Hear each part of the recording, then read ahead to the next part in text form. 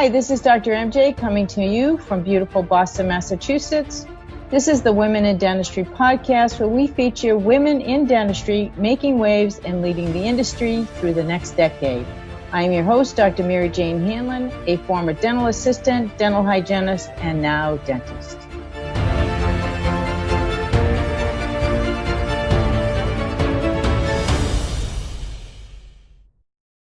I am pleased to introduce you today to Ms. Laura Hatch.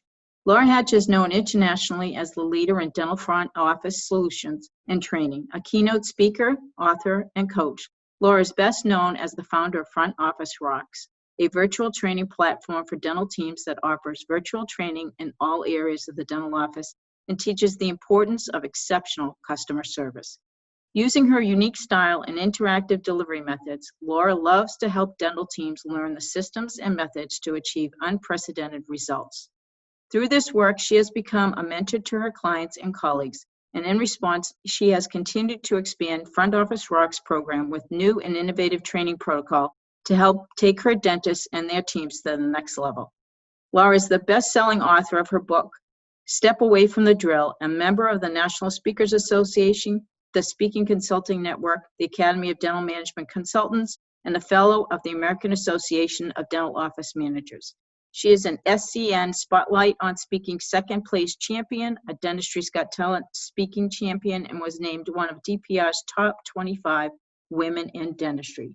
It is indeed my pleasure now to bring you to my interview with Ms. Laura Hatch. Laura, it's really great to have you on the show today. So thankful that you could make the time. I know it was really tough for you to schedule because you're busy, more busy than most women I know. So if you can, just tell us a little bit about your story and how you fell into dentistry in the first place. Don't forget to hit the subscribe button to our channel. And also don't forget to hit the bell so you never miss out on a single episode. Thanks so much. Sure, for sure. So I have a degree in human resources and a master's degree in organizational development. So my path was business, corporate. I was a recruiter. I was in sales. I was in management. But I met a guy in undergrad who wanted to go to dental school. And that's kind of how my story started. He went to University of Maryland Dental School while I was getting my master's degree. So we were kind of in unison. I was getting my business degree. He was getting his dental degree. We both graduated. He spent a couple years as an associate. This is in Baltimore, Maryland. And about 3 years out of dental school, came to me and said he wanted to open a scratch practice. And it made sense. I had business. You be in the front, he'll be in the back, and we'll have this amazing practice. So that's how I got thrown into dentistry. I knew nothing about teeth and numbers. I mean, I quizzed him during dental school, but I knew nothing about insurance codes. And when we started, there was no internet, there was no Zoom or podcasts or anything like this. So it was literally just getting the magazines and flipping through and trying to figure out how to start a practice and go see the big speakers at that time, Linda Miles and Lois Banta, and just try to learn from the best. And so we opened a scratch practice on the East Coast in Baltimore, and then decided to move to San Diego, California. So we sold our practice on the East Coast. And in 2007, we moved to San Diego. And I opened a second scratch practice here with him. Very different, 2003 to 2007. Different economy, different locations in the country, East Coast versus West Coast, very highly densely populated in Southern California with dentists. So we opened a scratch practice here and very successful fee-for-service office. From there, I learned that I have an interest in helping our industry, love dentistry, didn't want to be a consultant, but knew I wanted to do more than just run our practice. So I started Front Office Rocks about 7 years ago, started making videos, and now I do online training to help our industry because I remember what it was like to start. And it felt like, I don't know what codes are in insurance. And I feel like so many dentists feel like they have to hire somebody with dental experience when really we can teach them the dental. Let's hire the right personality. So since then I started Front Office Rocks, and that's the journey I'm on. I'm no longer married to the dentist. I say I'm a recovering dental spouse, but we're in good terms, and his practice is a couple miles down the street. And now I help industries or dental offices across to our industry with training and hiring and cross-training and all the fun stuff that we need to do with our teams. So that's kind of how I got into dentistry. Wow, very cool story. Tell us, you're pretty much a virtual platform at this point, correct? Yes. And that was always the case for 7 years? Yeah, so when I started, I had this idea. I knew I didn't want to go in office. Like I knew I didn't want to be a consultant. I really feel what we're missing in our industry is training. Like that's different. Like really training somebody from the first day, training them well. I think the best investment you can make is in your team. And it was right at that edge where people were making DVDs. And so I was tossing around, 60-minute DVDs people would buy. And it was kind of when online education was starting to take off. And I got some really good advice that was, this is the way the industry is going, shorter videos, online, membership based. And so I took the plunge in the right direction. So everything is online, membership based on our website. That's awesome. And so a doc can go to your website and get training for every one of their staff. Yep. So we're membership based. So you pay to have access to everything. There's over 300 videos. I mean, we originally started with front office. That's my forte. That's what I love. I'm an office manager, and I didn't think there was enough training in that area. But now it's both front and back, team training. We don't focus on the clinical training. We focus on customer service, verbal skills, systems, kind of the things that keep dentists up at night. It was all of the things that my ex would rely on me to do. And all the other dentists are like, well, if I only had someone like you to teach my team. And so that's really what we focus on at Front Office Rocks. And what a great idea to have it all online. Is it YouTube, did you say? No, they're all on our website. So on your website. Okay. Yeah. And thank goodness now with everything's going towards online. And I got lucky. I mean, I don't even know who has DVD players anymore, but now it's all on training. And it makes a lot of sense, especially I focus on the team, right? The team members. And a lot of times we can't afford to take our team members to all of the training that's available, or maybe they can't leave because they're single parents or whatever. And so to have access to training when we need it in the office versus having to wait for somebody to come through town or go to a dental meeting. Not that that training's not amazing, but a lot of times we need it, right then. Like we hear how somebody's handling a patient or a phone call and we know there's a better way. Let's have access to the training right then. So it really has worked out to help a lot of offices. Oh, that's awesome. You just mentioned, and something that I'm always curious about is you got some good advice. So how did you get that advice? You started your own business. It's doing extremely well. I know that from seeing you across the board on all venues, whether it's meetings, whether it's online, you're everywhere. What did you do? Did you reach out? Were you contemplating this? Did you hire a business coach? I tend to ask a lot of questions and then go with my gut, if that makes sense. So I totally get it. yeah. So I went and asked, what do you think? What do you think? What do you think? Got everyone's opinions, got their 2 cents. So this is the way, I talked to the very successful dental consultants who were like, no, you have to go in office. And then I talked to the dentists who were like, we need help now. And how can you help us? And then I talk to people outside of our industry. I always try to make sure I go to 1 or 2 conferences a year that's outside of dental. Like I go to National Speakers Association. I just went to Entre Leadership because I feel like we get too much in our dental bubble that we're not seeing what's out there in the real world. But then I made this decision on my gut, and I make a lot of my decisions once I've gotten the data based off of what do I feel is right, because there were a lot of people who told me this isn't going to work. This is not going to work. People are not going to want this. And I knew it would work. I didn't know how big it would be. I didn't know it would grow like this, but I just kind of went with my gut after I did the research and got some opinions. And I think there's too much of an issue sometimes of analysis paralysis where you ask so many questions, you never make the decision. At some point you have to pull the trigger and just go, okay. Now, one of my things for that is I say 75% of the time I'm usually right. 25% of the time I'm not. But then as long as I don't beat myself up, the 25%, if I learn a lesson from it, if I go, all right, well, next time I'll do it this way, you got to go with your gut at some point, especially, if you're going to make a difference in this world or grow something that you're proud of.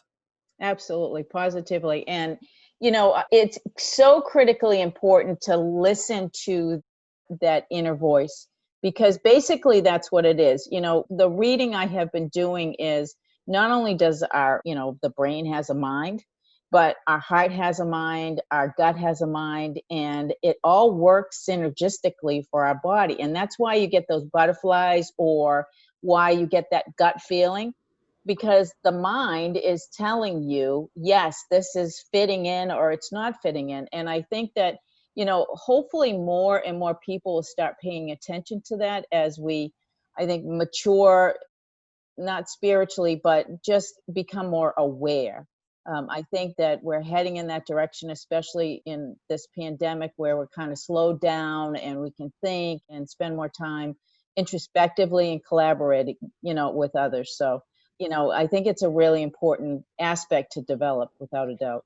I think it's great. And one of the things that, I mean, I'm a big fan of always learning. I mean, I'm talking about education and training, right? So, I mean, I feel like I'm on a continual path of education. Sounds like you are too. Like, just, I'm really interested right now in emotional intelligence, and I'm really interested in putting words to feelings. And a lot of things I've done over the years have been gut reaction, gut feelings. But now I'm like, oh, when people say, well, explain it to me, I'm like, well, I don't know if I know how to explain that. So now I've got to go figure it out. So I think learning is huge, and being open to saying we might not know it all. Let's go find people who do know, and we can grow and learn from that, which is one of the reasons that I go outside of dental at least a couple times a year to, and when I'm learning about emotional intelligence, I'm going out to the TED Talks and the different people who are experts in this area. So that's awesome.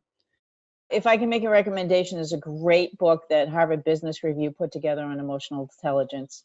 I have it. It's really good. So I'll recommend I'm in that the to you. middle. I'm not a book reader, but I'm in the middle right now. This is my goal, to finish. How to Win Friends. You'd think I would have read this in the years, and I've never read it. And somebody was saying, this is the original emotional intelligence book. So I'm going to read that book by the end of the quarantine. Excellent, excellent, excellent.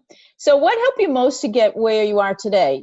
I know that so many of our young women out there, look to us to kind of mentor them and guide them. And there are so many young women that would love to have their own businesses like you have done. So what's helped you the most to get to where you are today? I believe, again, it's trusting yourself.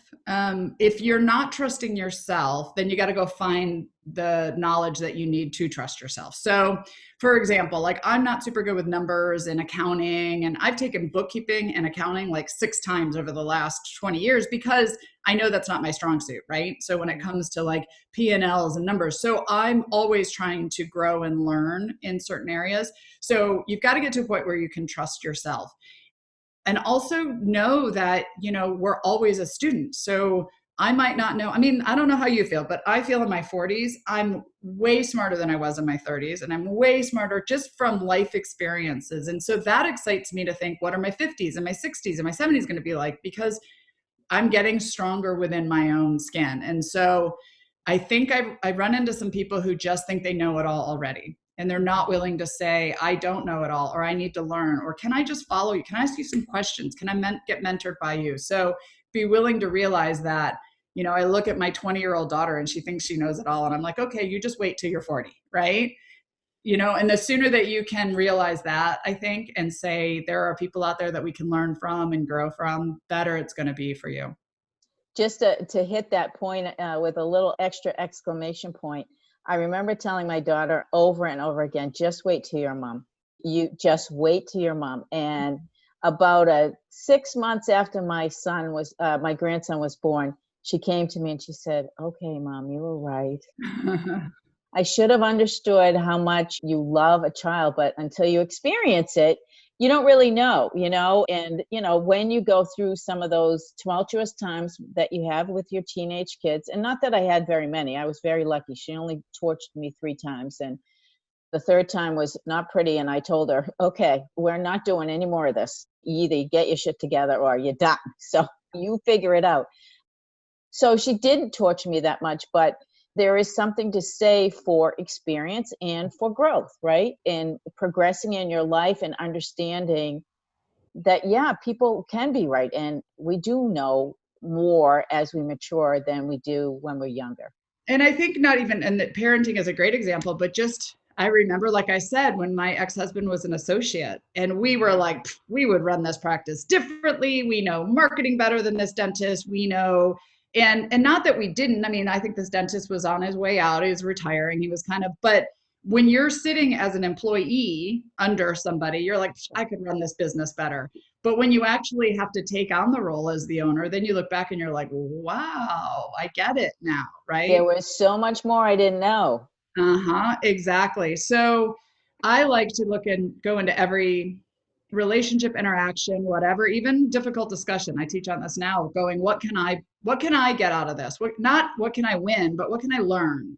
How can I grow? Like not everything is going to go great. I mean, I'm a divorced, person. Divorce was like not in my vocabulary. And that was one of the hardest things I ever had to go through. And I don't wish it on anybody, but I think I'm better for it on the back end because it doesn't define me. It's how can I get through this? How can I learn? And I think I see a whole new part of life that I didn't see before because I was living in my sheltered box and I've had to go through some hard times. And so if you can look at it and say, this is a lesson in life, whatever it is, I'm going to learn from this. I still have, I have bosses back when I was 20 who gave me lessons that I'm like, okay. And I remember those now. And I quote them to my team members. And I'm like, that was a good leader who gave me something that I could take with me the rest of my career. So that's a good segue into the next question. Who's made the biggest impact on your life? Um, that's a hard question, actually. Yeah. I mean, I would have to say, if I had to put it to one person, would be my dad. He was military, 21 years in the Army. And I think the experience of being in the Army, growing up, moving my whole life, he taught me, hard work and determination and trusting your gut and being strong really defined me. I mean, there's the balance. I'm lucky to have my parents and they both were there to raise me, but it would have to be my dad, I think, when I'm pretty determined if I'm going to do something. I mean, I'm going to learn a lesson from it if it fails, but it's definitely that. I think the hard work and, so there's so many people I think now that they don't know what hard work looks like. No, you're right. And so sometimes you just have to put your head down and just go, I'm going to make this go right, whatever it is. I mean, especially in the time we're in right now. And if you can do that, if you might lose all the money tomorrow, but you can trust in yourself that you can put hard work in to get it back, then that's a sense of security that everything may crash around you and you can build it back up. I think that's huge. Absolutely. Absolutely. And I think too that those lessons, we should not be afraid to fail because everything that we do is a part of our story, number one. And number two, it also contributes to our learning and our growth. And there's no reason not to experience that piece too, because I think we develop empathy for ourselves and empathy for others when we've gone through something that is difficult. And we can share that with other people and say, okay, I did this. Here's how it came. Here's how it ended. I don't want that for you. I would do it like this if I can share that recommendation with you. Yep. And I think that a lot of that is, I went to a women's leadership thing last December, and I'm not a touchy feely kind of, oh, let's sit down and tell me your story kind of a person. And so I went to this going, okay, well, we're going to see how this goes. Right. But what I didn't realize, there was probably 50 or so women in our industry there. And I didn't realize everybody has a story. Yeah. And you see, like, I mean, I don't know your story and you don't know mine fully, but I see you as a strong-willed woman who people follow. And I love knowing you but I don't know what you've gone through to get here, and to be able to share that and be okay with it. I just think that shows good leadership. It shows good, to tell somebody behind you who's going through something, say, I've been through it. Right. Right. It might not be the same, but I've been through something similar and here's some advice or help, or just know that somebody's been through it too and you're going to get through it, I think is huge. I couldn't agree more. I think too, one of the biggest things that women have to learn, and I've seen it both ways. I've seen women do well and turn around and help the women behind her come and grow with her. And then I've seen other women not help. And I don't think that's okay. I think that we as a group, we need to support one another because there's so many areas, I'll just speak on my own behalf. There's so many areas that you mentioned not having a strength in math. I don't have a strength in math. And, when I did my MBA, if I didn't have my daughter to help me because she was a finance major, if I didn't have my daughter to help me, I don't know if I ever would have survived that class, but that is not my forte. And so, as a leader, we can hire people for those areas in our lives, right? And so as long as you acknowledge what your strengths and weaknesses are, you can help get people to help you and support you in those areas and give you the guidance that you need to help. So, there's always a way to solve every single problem. We just have to be ingenious enough to figure it out. Right. One of the things I did early on when we owned a dental office that I stick to and would still do is I always put smarter people around me in the areas that they're. Totally agree with you. So anytime we had to make a decision, I'd have the accountant and the lawyer and the insurance broker, and I'd let them battle it out. And when they all came to an agreement on something, that's typically the way we would go. Because I'm like, if all of these experts in their area that I trust in their areas figure it out, then I'm going to go with that. And so I think getting smart people around you, people who, like, I know my team, my team is way smarter than me when it comes to 99.9% of everything we do at Front Office Rocks. I just know what it's like to be sitting at that desk when that patient walks in and you have to handle a certain scenario. And so I just give that, and then they make it all look beautiful and pretty and get it out there to our members and all of that. So having people around you that are smarter than you in whatever area, that's a good thing. Without a doubt. I know that Chuck Blakeman spoke at that meeting in January at Jumpstart 20 with us that we were at together this Seems year. like 17 years ago now, right? I know, it does feel like that. And it was only a few months, but a lot's happened in those couple of months, hasn't there?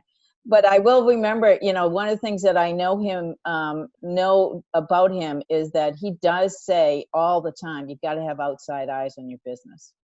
You just got to have outside eyes in your business. Yeah. What's a big obstacle that you have overcome that you're most proud of? Well, let's see. There seems to be a couple. Yeah, I was going to say, going through, we said, let's put out there, going through divorce was super hard for me. I was married for 22 years. I figured once you hit 20, it's all downhill from here. I was so in a box that I still remember when it was like, okay, this is happening. And my therapist said, well, what do you like to do in your free time? And I was like, I don't know. I've been a mom and a wife and running a dental office for 20 years. I don't know. And I remember the first time I was cross stitching, my kids came home and they're like, what are you doing? I'm like, I don't know. I used to cross stitch. I'm trying things. Right. So realizing that life, we're going to do the best we can, and life has what it's going to be. And you just have to kind of go with it. So that was huge for me. I think the other thing is realizing that it's okay to rely on others, that you just can't do it all. I think there's so many, especially dentists, female dentists, at least the ones I met, are very type A. I'm going to do it all. I'm going to be a good mom. I'm going to be a good dentist. I'm going to be a good leader. I'm going to get through dental school, and that's okay, but you're going to burn yourself out really quickly. And so realizing that taking care of yourself and getting through what you need to get through is super important. And that was kind of what got me through everything, to where I feel like I'm in the back end, and who knows what life's going to bring me next, right? Right. And you're already engaged. So it's a fabulous thing. And obviously you guys look so happy together. So I'm really excited for you. So congratulations for getting on the other side. Thank you. And then again, it's one of those things that, like I said, I wouldn't wish this on anybody going through it. And my life is amazing now, but it took a lot to get through it and to realize, okay, there's lessons to be learned and there's things we can get from this. And I can help other people with that now because I've experienced it, I've known, and not everybody's story is different, but if you can take bits and pieces from everyone that's around you, that's been through something, it's going to help you get through it. The one thing that I remember adamantly saying in my divorce is, I don't care what we have to do, Courtney comes first, and we are never going to fight about her, with her, in front of her, ever. And you can be angry, because I was the one that asked for the divorce, and I said, you can be angry all you want, but the bottom line is we have a child together. I love her, you love her, we both have done an amazing job parenting her. We can't let this fall apart. Right. And to this day, I went to his wedding. His anniversary was yesterday. His first anniversary was yesterday. Went to the wedding with my significant other, and we're one big fat happy family. We all get together for the holidays. It's just fabulous. So it's actually funny. My ex just texted me and he said, my lawyer is just shocked or my accountant, because we're working out taxes. And my accountant is just shocked at how good you guys are at being divorced, right? But we had the same thing. It was like, we had the dental office to figure out. We had the practice. It's his practice, but I ran it.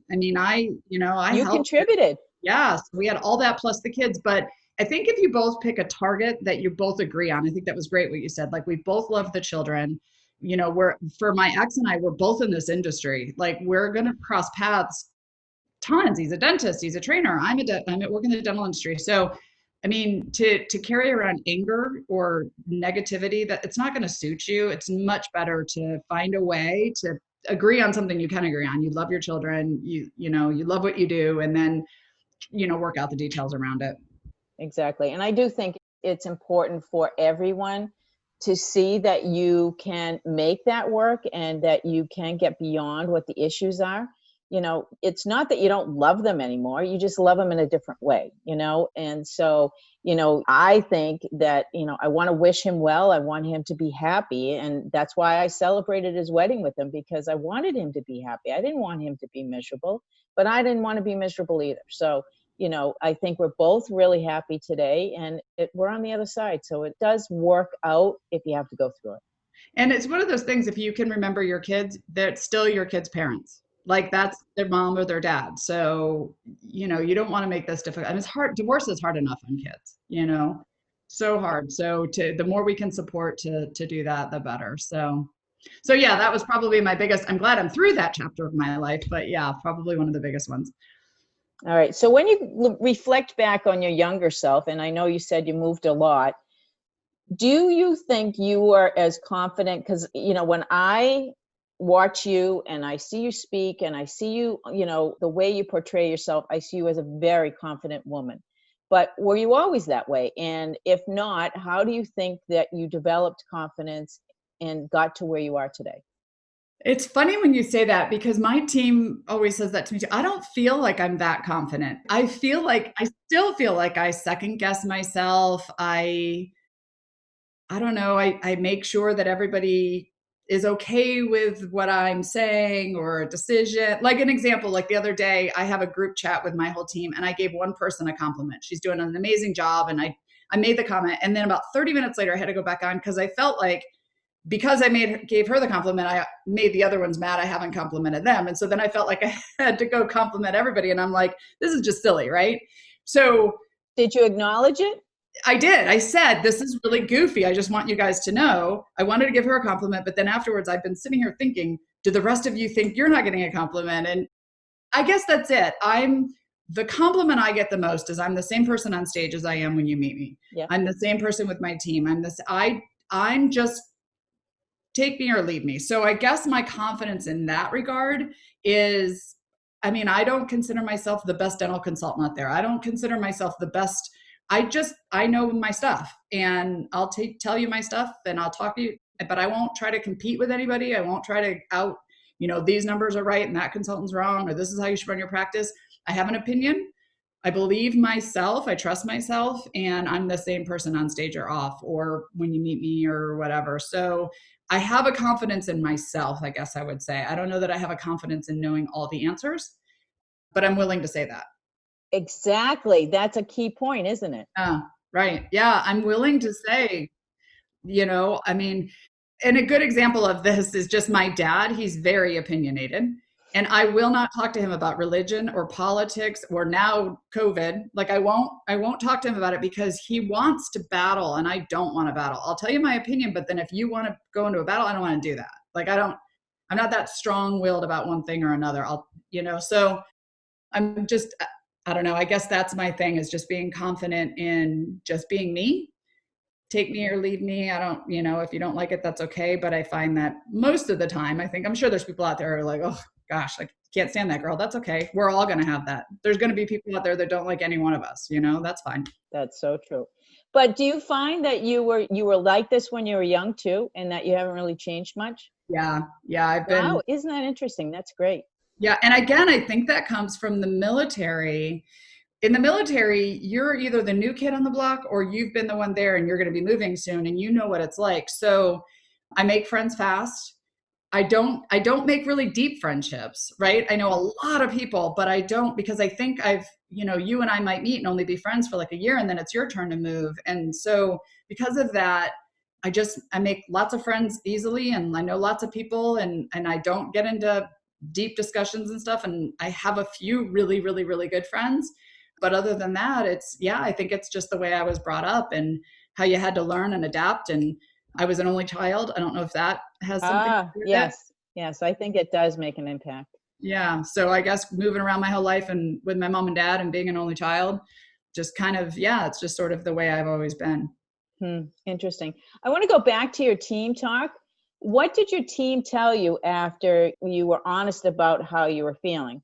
They actually build me up more than I build myself up. So they were like, it's fine. And I mean, I get so many compliments. I feel like I'm like an ego thing. I get so many compliments from them that it's not that I'm looking for them, but they're like, it's fine. It's okay that you felt this way. They do like, I know that they like that I'm very open book. I don't guard. I don't fluff up. I just say how things are. And because of that, we've talked about this a lot. Like nobody's surprised before they get let go on my team. You know, if you're about to get let go. I'm writing a book right now on hiring because part of hiring is being okay to fire. Like you have to be okay with firing. And there's so many, I'm writing this for small business owners because there's so many dentists that I know that just are so afraid to fire that they're afraid to hire the wrong person. And so because of that, I'll just tell my team what I'm thinking. And I tell them all the time, like, you're not going to get a call one day and says your job's over because you would have known that already. I would have already told you that 3 or 4 times. Like it would be your decision at that point that you're no longer employed here because I've given you enough chances to fix whatever it is you're doing. So I think they appreciate that about me. I mean, they were really supportive of it. They were laughing at me, I think, too, just like, come on, Laura, like, we know you better than that. But it just felt good, especially right now. I mean, with everything we're going through, I mean, I'm so not happy with so many dentists and team members out there right now on social media about the bad communication and the leadership and I'm due, or dentists just laid people off there's some dentists who haven't even checked in with their team members. It's been 2 months. There are dental offices who haven't connected with their patients. It's like we are in a time right now, if we're not learning a lesson about communication and staying in touch. I mean, I know we physically can't be in touch, but I feel stronger with my team and my family, my kids right now than ever. And this is a great time to learn about communication and leadership and culture and bonding and all of that, right? This is a good time for dentists, I think, to really learn from this. I couldn't agree more. I couldn't agree more. This is an opportunity for us to really take charge as leaders. And if you're not, you're going to feel the brunt of that on the other side. I know that many practices aren't going to survive just because of the impact that this is going to have on them, both financially and emotionally. I have seen a lot of angst from different team members concerning the dentist either not communicating or, rushing back in. Well, we're not rushing back in. We have a financial responsibility and a patient responsibility. Many of these patients are, falling apart, especially if you've started work. And, the bottom line is they can't be in temps for much longer because, we run the risk of breakdown, and it won't be anybody's fault. We couldn't practice, but at the same time, you want, it's do no harm. That's the oath we took, do no harm. So we have to get back to work. Well, and I think this is the time to I have a lot of team members asking me, like, what script should we say? What verbal skills should we say? Be real. Like, I think just be real. It's a great time for a dentist to say, this is where we are. This is what I'm concerned about. This is what scares me. This is what motivates me. This is what I want. And have the team members say, this is what I need. Or honest communication is, but if that's a sense of vulnerability. Like I said early on, like you have to be willing to say, okay, I'm wrong, or I didn't do that right. Right? Dentists can say, I didn't handle the first month right. But I'm going to commit to fixing that and improving or whatever. And team members, same with you. But it opens up that vulnerability. You have to be willing to say, I was wrong, or I'll get better, or I'll fix that. We don't know it all. I mean, nobody knew we would get in this scenario. There is no playbook on this. Nope. So it's the perfect time to say, you know what, reboot. Let's just start over and let's do it the right way this time. And I'm sorry are two great words to just say. I'm sorry, and not be afraid. So who in dentistry inspires you? Oh boy, that's let's see, in dentistry. Well, you can go outside of dentistry too if there's somebody else, but I would love to know in dentistry. Yeah, well, I'm going to say it's not probably what you expect it to be because it's not anybody super. It's literally receptionists and the dental assistants and the front office team members that I meet when I go out and speak, the ones that are really trying hard for their dentists, I just want the dentists to know, like, there are amazing team members. And if you would just connect with them, learn, communicate with them, have meetings, tell them your dream, talk to them. That's what inspires me every day. Like, it's really hard to do virtual for me because it's you, me talking on a computer, right? But somebody, hopefully 3 months from now, is going to hear this and maybe this will make an impact. And then when I can meet them one day, when they're like, I heard you on this podcast and what you said made a difference, that's what keeps me going. Because we're in the best industry. I love dentistry. I mean, I got into it because I was married to a dentist, so I didn't have a choice. I mean, he was going to pick that or mechanic. So I'm really glad we went dental. But what we do is huge, right? We change people's lives. We help people live longer, live a better life. So I want people to love dentistry from the very first day. And when I can meet that, I have somebody I met recently, 6 months or so ago. She's an office manager, but she started as a receptionist and she learned everything about dental from me and from Front Office Rocks. And now she's an office manager at their second location and she's training all these team members. And I'm like, that's it. That's the way, yeah. That's it. That's what I love, right? Mission accomplished, right? Exactly. And so that's my way to get back to the dentists in the dentistry, is just to be able to, like, let me help you get people to love what they do, especially in the front, because we didn't grow up wanting to be a receptionist in a dental office. Like, we didn't grow up wanting to be an office manager. Dental assistants, maybe, hygienists for sure, dentists, like, you guys thought about it, you made the conscious decision to do this, but a lot of us just stumbled into it in the front. And so to give that back, the ability to help them learn and grow and love what we do, is super fun. It's super awesome. That is why I call it the women in dentistry, because there's so many women on our teams. It's not just the dentists. And, there are some women out there rocking the world in every area of dentistry. It's industry, it's front office, back office, dental assistants, dental hygienists, they're all making a difference, and they're all choosing things in their lives to help support the field in whatever shape or form that ends up being. And it's an amazing to see, people expanding outside of their square box in their realm and doing more and being more and expanding their horizons. I'm really excited about where the field is going today. I do think that we are in a better position today than we were pre-COVID-19. I think there's going to be a lot of expansion. I think, artificial intelligence is going to expand what we do. So many things are on the horizon. I'm really excited about the future. I agree. And I have to just do a shout out for women. I'm going to put women moms out there, because I know my team, I think everybody but one person has kids at home right now, and they are helping our members. They're answering the phones, they're sending emails, they got a kid on their lap, they're doing 5th grade math, they're helping their kids graduate high school. Like seriously, we have rock stars, and we don't tap into their potential enough. We don't ask enough. Like, what do you think? I think this is just kind of an issue in the dental office, is so many times we drop the problems on the dentist's lap. We have a problem. So the dentist then gets frustrated because there's always problems, and they're the ones that always have to solve them. Well, if we could change that and say, instead of bringing a problem, bring me an issue with 3 suggestions. Not only are you, the dentist, not the only one who has to make the decision on stuff, but then we can empower our team members to say, and I have 3 suggestions of how to fix this. And then you just pick one and then let them go. The more we can build our team members to be leaders, the less it's going to be on the shoulders, the more they're going to love their job, and we're going to have less turnover, right? There's we could do a 6-hour class on this. Without a doubt. And that's the basis of the Ritz-Carlton training. Customer service training is taking acceptance for your role and what you're doing in the hotel, and go out there and make a decision. If you spend $600, to make somebody happy, that's okay. We give you permission, to just make the decision and do what you need to do in order to make a customer happy. So all my team members in dentistry, and now too, if you make a decision to do something, you have every right to make a decision. And if I say to you, why did you decide to do it that way? If you can give me an answer, then I'll be okay with that. I might change it for next time. I would say, maybe next time try this. But as long as you had a thought, like, this was what I thought was best for the patient, or I thought it was best for the practice, you thought about it, I'll support you and I'll always support you in front of the patient. I might say, that's great. Next time, try XYZ instead.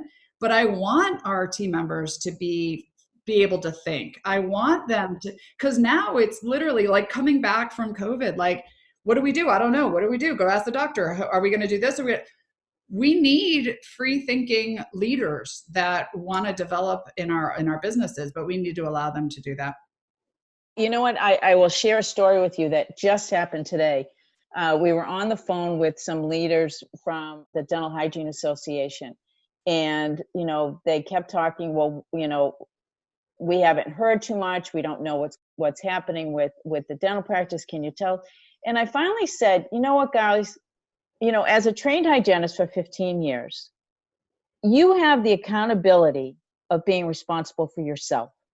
And if you don't have this education, then the onus is on you to get that education. And if your leader, your practice owner doesn't know what to do, well, don't make that his problem. You know what to do. You go out there, get the education, and lay out a plan, and maybe they just need some help to lay out a plan. Maybe they don't, maybe they're afraid. Maybe they have some health issues that are concerning them. But, figure out a plan. Don't just think that somebody's going to do this for you. I think that's one of the biggest lack of accountability with anyone on my team. I really struggle with, because I don't want to micromanage you. I don't want to tell you what to do. Here's what I'm asking you to do. Here's the goal, and here's why we're doing it. And now go do it. And, bring it back by the time that it's due, so that we can be finished with this project and move on to the next project. So, yeah, I really struggle with that piece, but I think we don't take enough accountability for our actions, because what we do every day creates our tomorrows. And the choices that we make today, if we aren't thoughtful about those, you might not like your tomorrows. Right.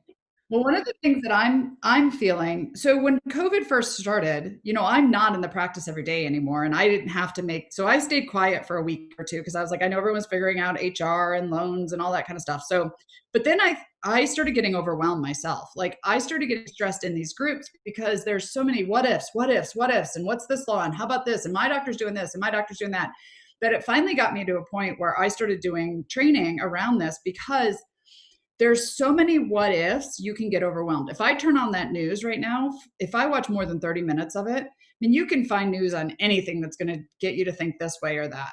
So what my mantra is right now, and it's always been that way, but now I'm really focusing on, is only focus on what you can control. You got to go out and get the research, right? But, and the example I'm using right now is driving a car. So like, if I focused on all of the things that could happen if I drove a car. So when I get into a car, I know I can control the steering wheel, I can control the seatbelt, I can put it on, I can control the gear I'm in, the speed I go, I can control that. But if I think about the potential accidents that I'm going to have, or how other people are driving, or construction, or where my car is going to break down, or any of that, I would be frozen when I got into the car and never drive anywhere. Those are all the what ifs, right? What ifs, right? And that's what's going on right now. Like, we don't know some of these answers yet. And you can get so buried in what ifs that it's analysis paralysis, right? Or you can just know with what you control, what you can control, and be in control of that. And I'm sure you've seen the thing that's out right now, that we're not in the same boat. We're in the same storm, but we're not in the same boat, right? Because a lot of people are like, oh, we're in the same boat. Well, Boston is very different than California, and a big practice is very different than a small practice. And there's so many variables. Know your boat, like, know what you can control, make a decision. If you're a team member who the dentist is a little overwhelmed with the what ifs, then let's help the dentist, but let's come together and know your boat and know how to row it, right? Or know how to drive your car, because in this time right now, there's so many variables that it can just get paralyzing. I think it really can just feel the weight of the world on you. Absolutely. Absolutely. Positively. And whatever we can do for ourselves, we can do for others on our team. It only makes it all better. Exactly. It's all called contribution, and whatever you can contribute, you do get back. Plus, I think all this stress, thinking about all the what ifs, causes a tremendous amount of waste of energy. And that energy, you need that energy now to just stay centered and stay peaceful and not think about. I don't even watch the news anymore. I don't have cable TV. I rarely put the TV on, because I don't want to know. I mean, it's not that I don't want to know. I know, but but I don't want to be fed false information or news that is Debbie Downer all the time. I want to stay as positive as I can and stay as hopeful as I can, because this too shall pass. You know, the industry has been through worse. As far as I'm concerned, you know, the AIDS epidemic, I survived that. You know, dentistry survived that. Yeah, we we were actually touring our clinic today. Oh, this is where all the AIDS patients were treated. I'm like, are you kidding? And they said, no, we just closed the door and nobody else could be around. And I thought, oh my gosh, you know, but see, hindsight is 2020. And the same thing is going to occur a year from now, 2 years from now. Hindsight will be 2020. And we will realize that there's so much that we worried about that was such a waste of time. Exactly. Now, one of the things I'm saying, and this is for a dental practice, for you as a person, and just in general, think back to February. What stressed you out in February? What in your practice? Like, was it the schedule? Was it the drama? Was it the team building? Was it whatever? And in your personal life, like, what stressed you out in February? Right now is the perfect time. Like, if you don't come out of this have learning a lesson or doing something about it, then shame on you, right? So now going forward, whatever was stressing you out in February, we can be making actions to get, like, for me in February, I was trying to lose weight, right? Like, I have a wedding in July and I was like, so here comes COVID. They closed down our gyms and I'm like, okay, now what, right? Oh, well, I'm out there every hour, every day in my living room doing a Zoom, workout. And so, like, we can learn from what was stressing us out and do something now to be fixing it. And it's not too late, and this shouldn't be something that as soon as we open, everything goes back to normal. Like, what can we be doing and you don't have to be the dentist to do this. You can be anybody on the team. A leader is somebody who can see something and get people to follow them. Absolutely. And so go be that leader, go figure it out, go learn what you need to learn, go follow who you need to follow. I mean, there's so many webinars out there and online availability to everybody. Go figure out who's going to inspire you and help you, that's smarter than you, that you can follow, and you're going to have people following you for sure. Without a doubt. Without a doubt. What is the one thing that people would be surprised to know about you? Well, I gave it all away already. Let's see. I was in the military. My dad was in the military.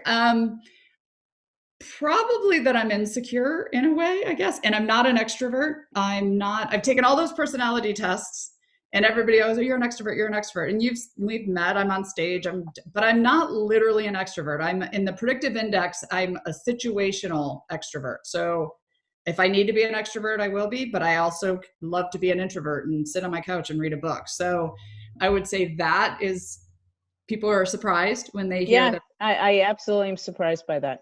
And then I've traveled over 20 countries in my life. Oh my gosh, that's awesome. Yeah. And I love traveling. So this is really hard right now because I have been home so much. I'm like literally planning all of my next trips now. So I might be knocking on your door in a few months. There you go. There you go. Maine always welcomes you. We got plenty of room. So come on by. I would love it. All right. Have you had an aha moment that you realized you were exactly where you were supposed to be? Yeah. And again, it's kind of back to who inspires me in dental. I was at the American Association of Dental Office Managers. I was at their conference. And when I first went in 2012, I didn't know anything about them. I was an office manager. And I was like, oh my gosh, I found my people. They understand office managers. And so I'm a huge fan, a huge follower. And then 3 or 4 years later, I was actually a speaker at the conference. And we were standing in line. My best friend, Janelle, my best friend works with me. And we're standing in line for food. And I'm holding my bag that says Front Office Rocks on my shoulder. And I've got my plate and I'm getting food.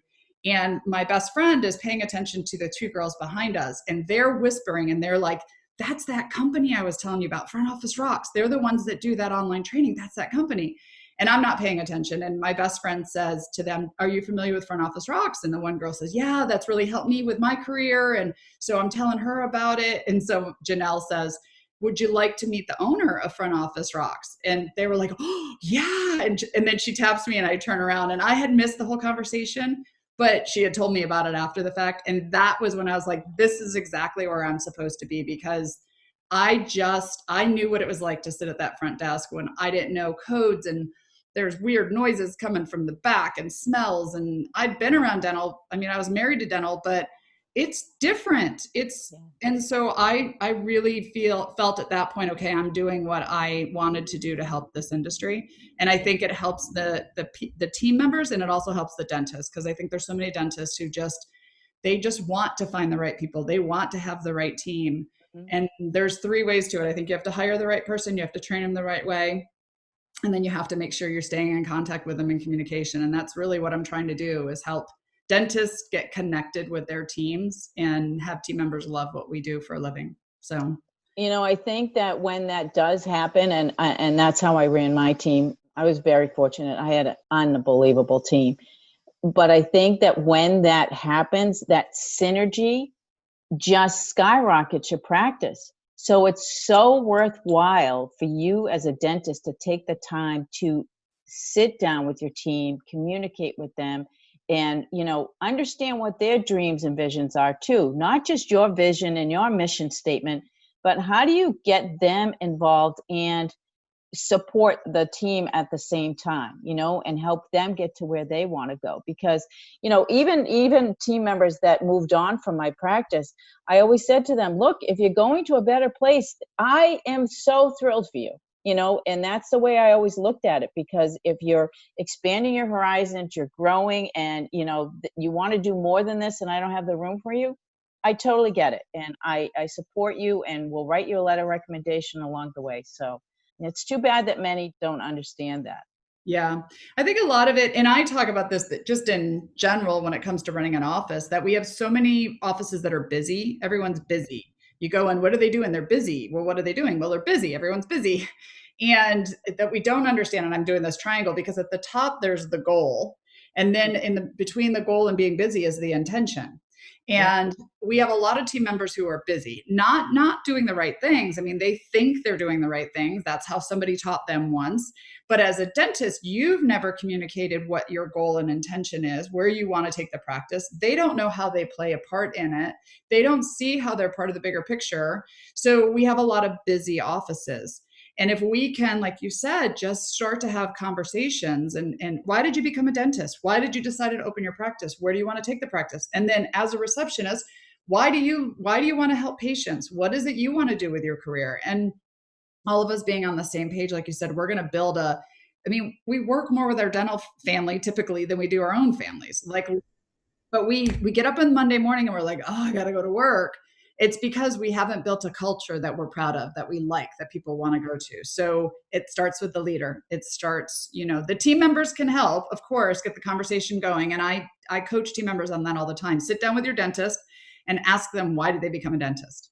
Ask them, why did they open a practice, and get the conversation started. Because I think a lot of dentists think we can read your minds, and we can't, right? And so let's get the conversation going.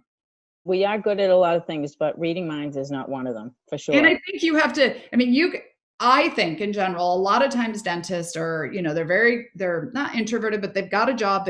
We understand that you got to go do this, you got to put your coat on and go suit up for the patient and give all your energy to that patient. And then when you walk out, you're just like, oh my God, I'm exhausted. Right.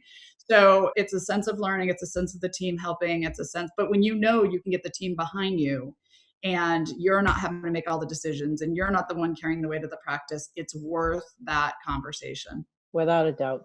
And I think too, dentists become, we're so used to looking through our loops, and we have our world in this 1-inch circle, that we become so highly focused that a lot of the periphery, we don't even catch a glimpse of. And if we're not paying attention, that office can go right downhill in no time, because you have one bad staff member in there being buddy and embezzling your entire revenue. It's not going to go well. So we have to pay attention to the periphery. I have dentists. I know that there's an issue with that, because I have dentists. My number one sign up day for Front Office Rocks, when people are joining Front Office Rocks, is typically around a 3-day weekend, usually on the Monday of the holiday. And it's usually, sometime between 12 and 5. I see a spike in signups. And what that says to me is that the dentists are focused on going back to work, and they're stressed. So they're online, because that's how they find us usually. They're online looking for solutions for their front office team, when they should be at the cookout with their family.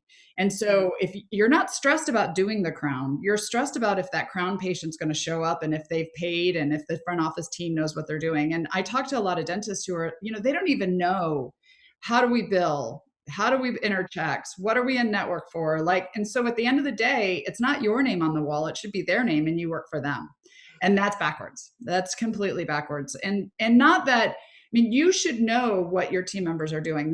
I wrote a book and it's called Step Away from the Drill. Yep, I saw that. Yeah.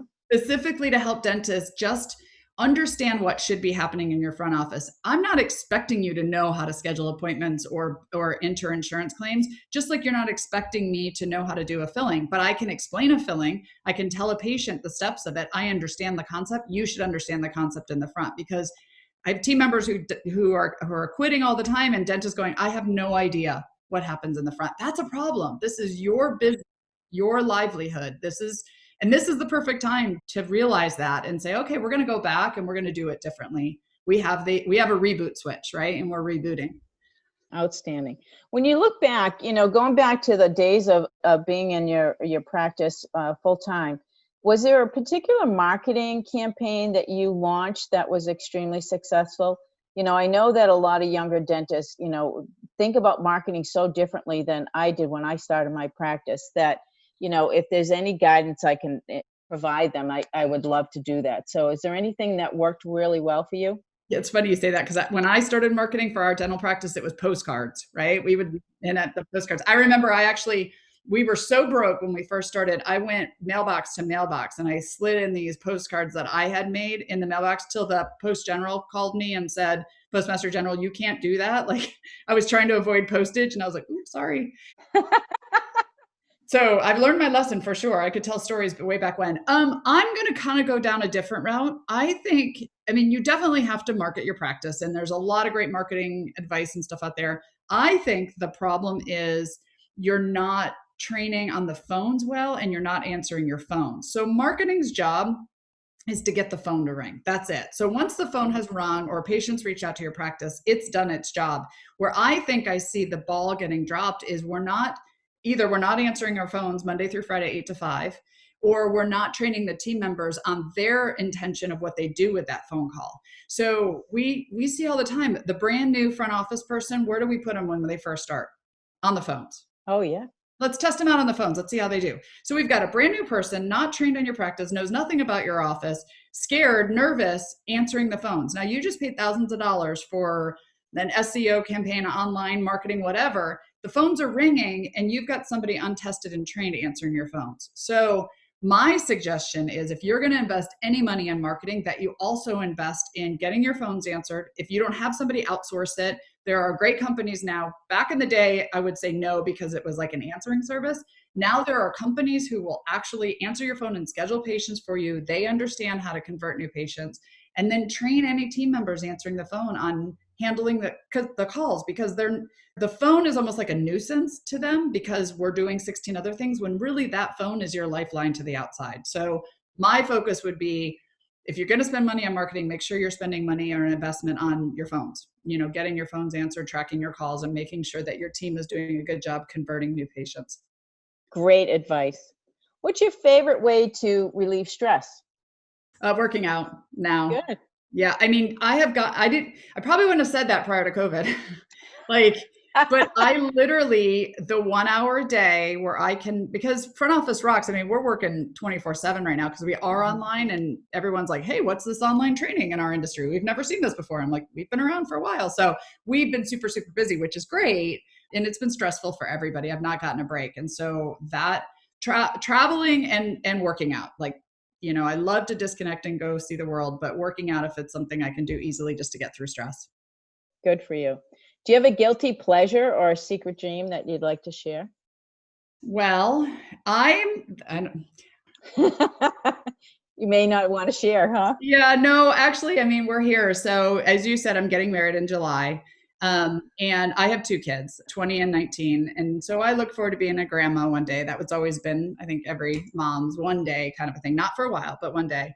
But my fiance has 3 girls. And so now I have 5 between them. And so 2 are married or getting married and 3 are in college. So I think there's going to be a lot of grandkids around this house one day. And so that's something that I don't want to rush it. I'm not looking for, for it to happen anytime soon, but I'm secretly happy that, So exciting.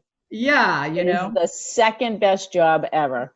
First was having my daughter, but the second best job was my grandson being born. Oh my gosh. And I see that with my parents and because like I said, my kids 19 and 20, and I was an only child. And so my mom and dad now have my kids, and they're like best friends. And my parents moved to California with us, so they're here local. And so it's hard to be a parent. I mean, it's hard, right? But I think being a grandparent is just kind of the bonus, the icing on. Absolutely. But again, in case my daughter ever watches this, and not in any rush, she's the one that's married at this point. So no rush, but when we get there, I'll be excited about it. Oh my gosh. Well, I hope that it comes at the perfect time, and I'm sure it will. And when it does, I'm telling you, your feet will never touch the ground again. I bet. How old is your grandchild? He's going to be 2 in July, and he is just a love. I haven't seen him since COVID. I tried to see him last week. I had to stay far enough away from him, 6 feet away. And every time he turned around, he wanted to run to me and hug me. And I had to finally leave. I left crying because I said, oh my God, this is too hard. I can't be this close to him and not hug him and give him a kiss and smooch him. And oh God, it was just really hard. So yeah, it's been a difficult time. Kudos to your daughter too. My kids are older and they understand COVID. I couldn't imagine having a little child that germs and touching things and seeing grandma and all of that. Like kudos. And not wearing a mask. And, he refuses to put one on. And, so it's hard. So they have to kind of stay in and do things a little bit differently. And I'm sure because they're so used to being social and out and about and doing things and having a million kids in their house, that it's hard for them because, they're feeling like, oh my gosh, what am I going to do with him today? Or, and they both work full time. They both have been working from home for a long time. My daughter more so than my son-in-law since all of this happened. And they have had to figure out a schedule where, every afternoon after the nanny leaves, one of them takes care of the grandson. And, it's an interesting thing, Well, that's like we said earlier, that there's a story behind every one of us. There's a story behind every one of our patients.